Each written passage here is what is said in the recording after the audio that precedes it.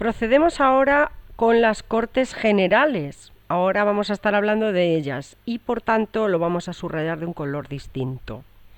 Las Cortes Generales, Congreso de los Diputados más Senado, eso es lo que forman las Cortes, Congreso y Senado. Cortes Generales es el nombre oficial del Parlamento español, compuesto de dos cámaras, Congreso de los Diputados y Senado. Este nombre es el tradicional en España. Las asambleas medievales de diversos reinos peninsulares se denominaban cortes, y este es también el nombre que se mantuvo en la mayoría de las constituciones del siglo XIX y el que han adoptado diversos parlamentos autonómicos. La importancia de las Cortes Generales como órgano del Estado deriva de que representan al pueblo español,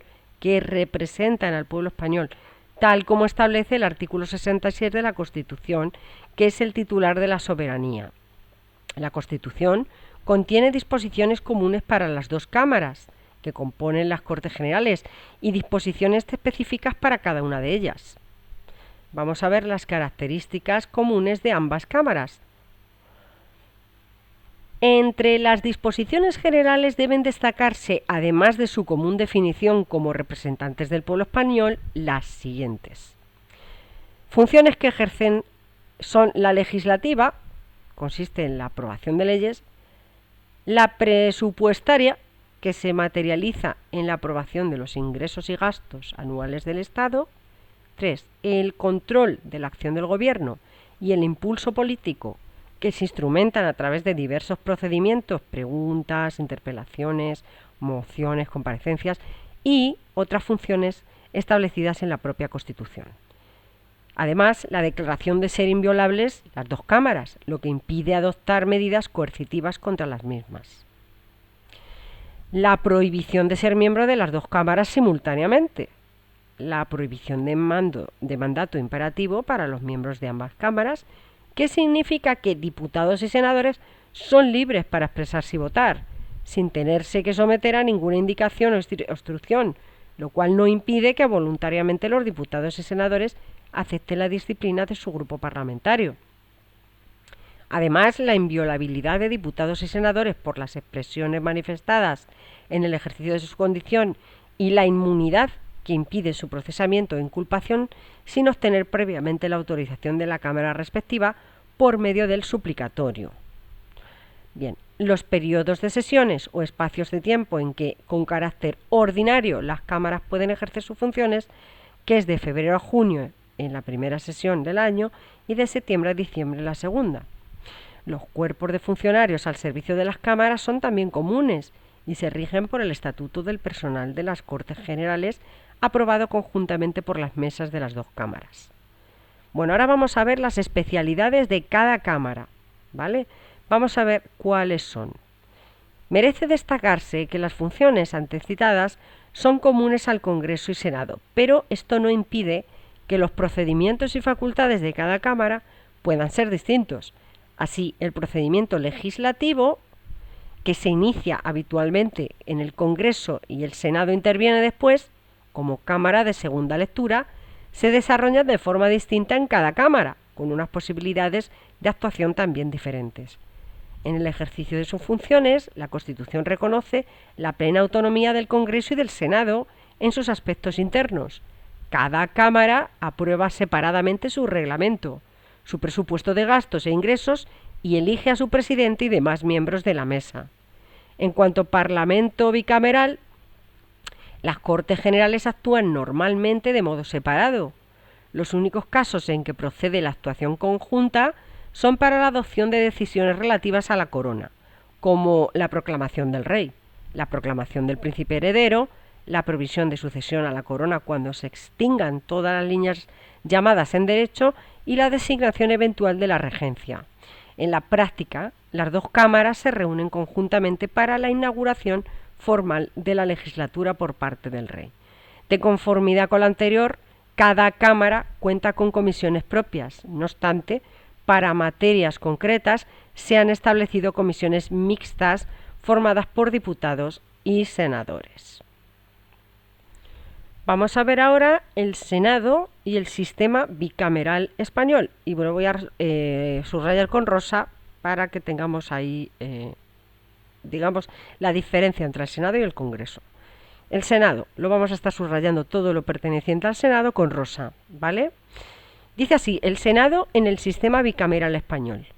El Senado, Cámara de Reflexión y de Representación Territorial. Bueno, pues como el Senado es Cámara de Reflexión y de Representación Territorial, dice lo siguiente. El Senado integra, junto con el Congreso de los Diputados, el Parlamento Español o Cortes Generales, que de este modo se configura como un Parlamento bicameral.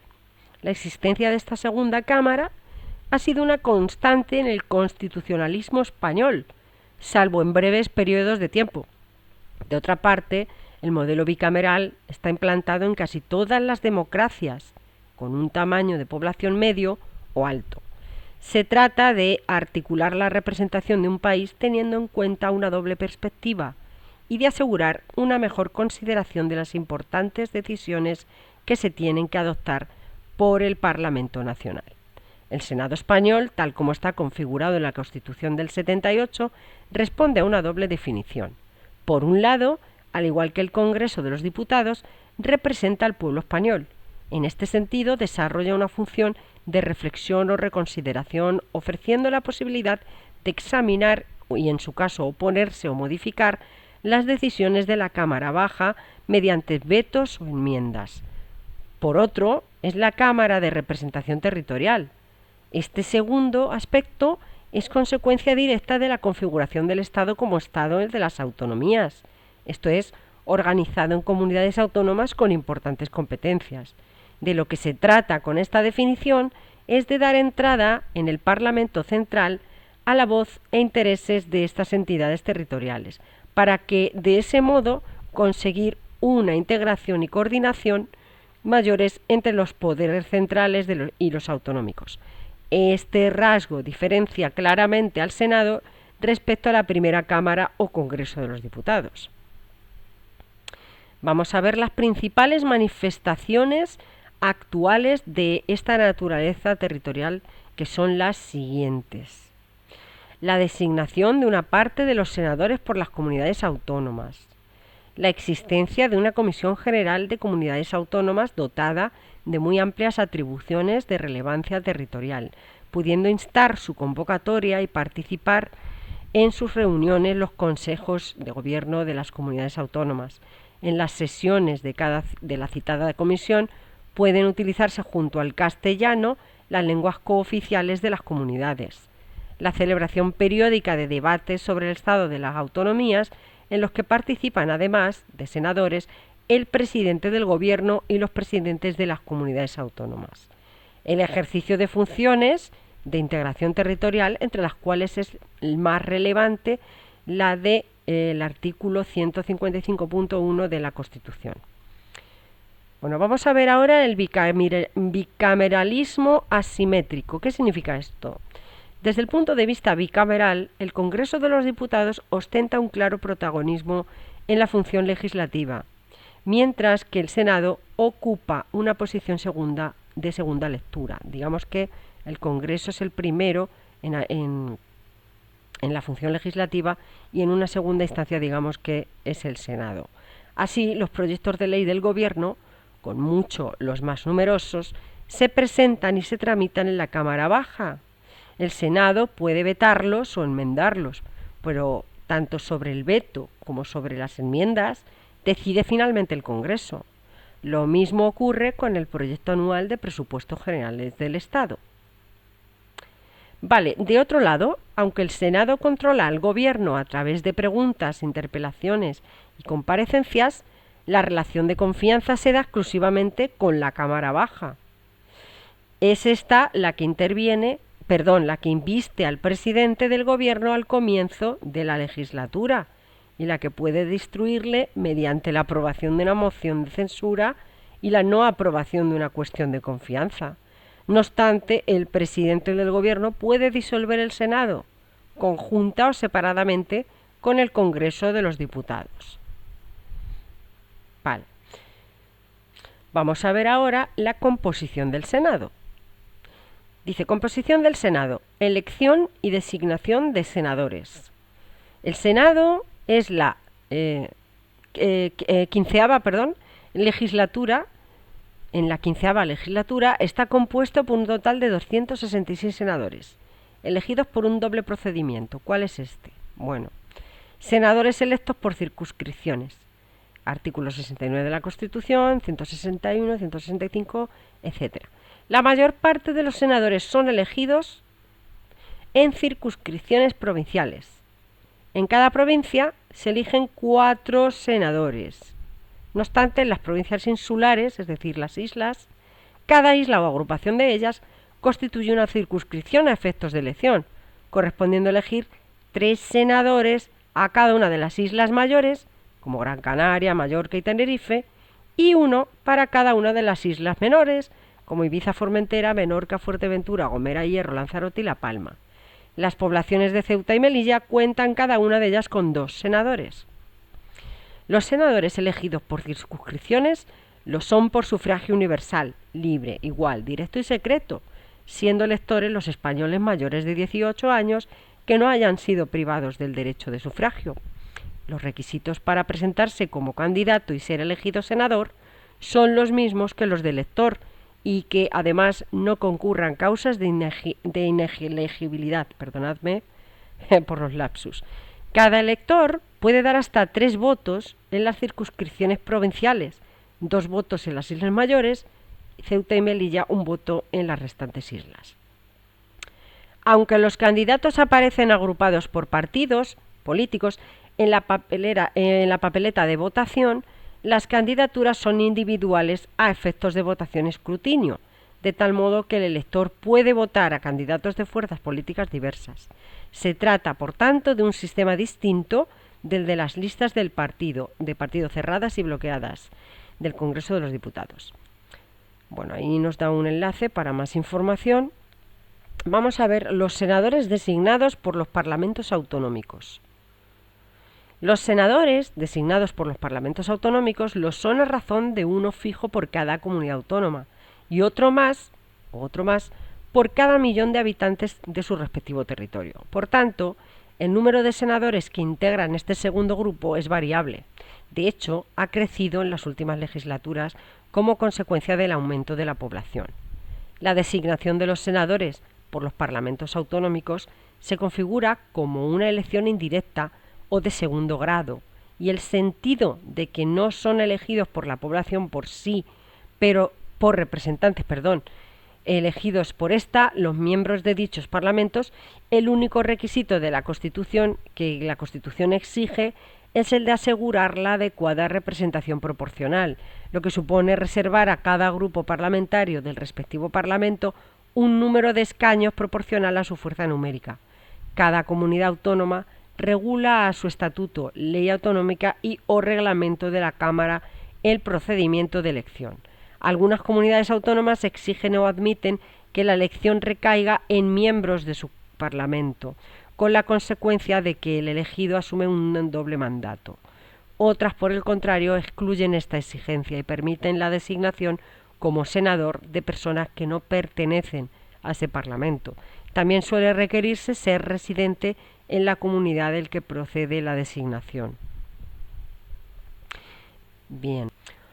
Senadores y senadoras. Vamos a ver los senadores, estatuto, funciones, régimen económico y protección social. El estatuto. Los senadores deben prestar juramento o promesa de acatamiento a la Constitución. Los senadores ostentan prerrogativas que son comunes entre los miembros de los parlamentos democráticos y que están dirigidas no a proteger o a favorecer al Parlamento en sí, sino a garantizar el pleno ejercicio de las funciones correspondientes a las cámaras de las que forman parte, asegurando su independencia respecto a los demás poderes. En primer lugar, gozan de inviolabilidad, que supone irresponsabilidad por sus manifestaciones escritas y orales en el ejercicio de su cargo, lo que en otro caso podría haber generado algún tipo de responsabilidad por injurias, calumnias, atentado al honor, etc. Aquí resulta excluido. Con ello se trata de no inhibir a los parlamentarios por las posibles consecuencias de sus intervenciones, en la consideración de que la más plena libertad de palabra es necesaria para que el Parlamento pueda desarrollar sus funciones, especialmente la crítica y la controladora. Esta irresponsabilidad es absoluta, cubre todos los discursos y manifestaciones y perpetua. Se mantiene incluso una vez abandonado el escaño, pero está limitada a las intervenciones que se producen en las sesiones parlamentarias, no a las que un senador puede mantener en actos al margen de los parlamentarios en sentido estricto. Continúa diciendo que, de otra parte, la inviolabilidad no impide que el presidente del Senado ejerza sus facultades disciplinarias. Así, puedes llamar al orden al senador que profiera palabras ofensivas o que interrumpa los debates e incluso exigirle que abandone la sala. En segundo lugar, los senadores gozan de inmunidad. Esta prerrogativa supone que no pueden ser inculpados ni procesados sin la previa autorización de la Cámara solicitada mediante suplicatorio. Con esta exigencia se trata de que la misma pueda comprobar si tras la acusación contra un senador se oculta una persecución política. La intervención del Senado no es, pues, para juzgar sobre la cuestión de fondo, la supuesta comisión de un delito, sino para comprobar que no obedece a motivos torticeros, alejados de la pura administración de justicia. A tal efecto se sigue un procedimiento con participación del afectado que termina con la correspondiente decisión mediante votación secreta. Esta prerrogativa no se aplica cuando se trata de un delito flagrante, pues por su propia naturaleza queda excluida cualquier duda sobre el origen de la acusación. Además, los senadores tienen un fuero especial, pues solo pueden ser imputados y juzgados por la sala de lo penal del Tribunal Supremo. Los senadores deben respetar las incompatibilidades establecidas en la legislación electoral y a tal efecto, al tomar posesión, deben formular una declaración con sus datos que después es conocida e informada por la Comisión de Incompatibilidades. En caso de apreciarse alguna incompatibilidad, el afectado debe optar entre su escaño y la condición opuesto que determina la incompatibilidad. Asimismo, están obligados a comunicar cualquier alteración que se produzca en su situación durante la legislatura. Al mismo tiempo, deben hacer declaración de otras actividades que les proporcionen o puedan proporcionar ingresos económicos, así como de sus bienes patrimoniales. Estas declaraciones se inscriben en un registro de intereses que tiene carácter público. Para más información, ahí nos dan un enlace. Vamos a ver ahora las funciones de los senadores y de las senadoras. En el capítulo de las funciones debe destacarse la importante participación que desarrollan los senadores en las actividades de la Cámara.